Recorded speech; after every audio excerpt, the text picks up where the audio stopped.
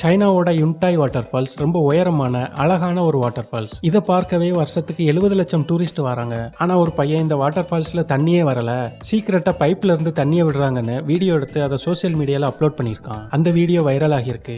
மெக்சிகோல ஒரு நியூஸ் சேனல்ல சமீபத்துல நடந்த சூரிய கிரகணத்தை லைவா காமிச்சாங்க. அப்ப பார்வையாளர்கள் யாராவது அந்த சூரிய கிரகணத்தை ஷூட் பண்ணி அந்த நியூஸ் சேனலுக்கு அனுப்புனா அதையும் லைவ்ல காமிப்பாங்க. ஆனா அதுல ஒருத்தன் பிராங்க் பண்ணிட்டான். சூரியனை டெஸ்டிகல்ஸ் மறைக்கிற மாதிரி வீடியோ எடுத்து அனுப்பிட்டான். அதையும் நியூஸ் சேனல்ல லைவா பிராட்காஸ்ட் பண்ணிட்டாங்க.